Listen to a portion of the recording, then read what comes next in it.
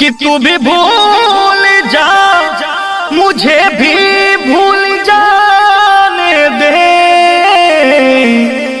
कि तू भी भूल जा, मुझे भी भूल जाने दे।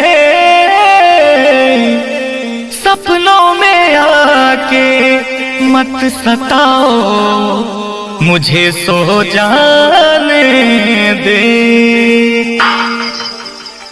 क्या दर्द है तेरी आवाज में छोरे। कहते हैं जब ये दिल टूटता है तो आवाज नहीं होती, लेकिन जब ये टूटता है तो कयामत आ जाती है, तूफान आ जाता है, ज़लज़ले आ जाते हैं।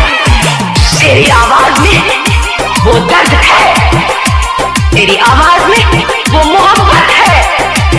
सुनो, तुम आज कहो और आज मुद्दत के बाद ये पगली दिल खोल कर नाचेगी। कोई कहता है पागल, कोई कहता शराबी, कोई कहता है पागल, कोई कहता शराबी, कोई कहता है पागल, कोई कहता शराबी। तूने ही बेवफाई मेरी हाल बनाई, तूने ही बेवफाई मेरी हाल बनाई। मुझ पे हंसता दुनिया क्या यार निभाई, मुझ पे हंसता दुनिया क्या यार निभाई।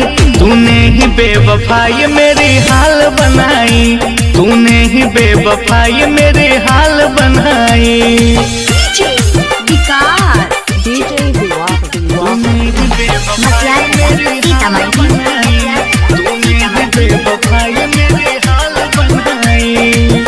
ना पूछो कैसे जीता हूँ, जाम आंसू का पीता हूँ। तूने दिया जख्म जो सीने में, उसे लेके मैं सोता हूँ, उसे लेके मैं सोता हूँ। ना पूछो कैसे जीता हूँ, जाम आंसू का पीता हूँ। तूने दिया जो जख्म मेरे सीने में, उसे लेके मैं सोता हूँ। तूने जला डाली दुनिया मेरी बसा बसाई, तूने जला डाली दुनिया मेरी बसा बसाई। तूने ही बेवफाई मेरी हाल बनाई, तूने ही बेवफाई मेरी हाल बनाई।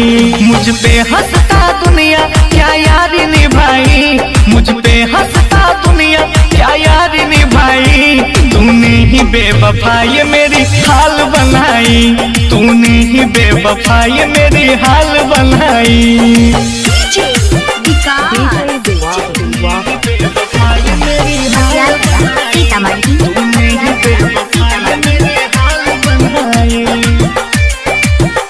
दौलत के नशे में तू मेरे प्यार को बेच दिया।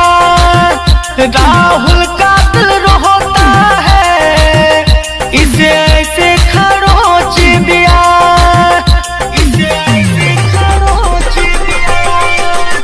दौलत के नशे में तू मेरे प्यार को बेच दिया। सालिम का दिल रोता है, इसे तूने खरोच दिया। क्या प्यार का अंजाम होता तूने सिखाई, क्या प्यार का अंजाम होता तूने सिखाई। तूने ही बेवफाई मेरी हाल बनाई, तूने ही बेवफाई मेरी हाल बनाई। मुझ पे हंसता दुनिया क्या यार निभाई, मुझ पे हंसता दुनिया क्या यार निभाई। तूने ही बेवफाई मेरी हाल बनाई, तूने ही बेवफाई मेरी हाल बनाई।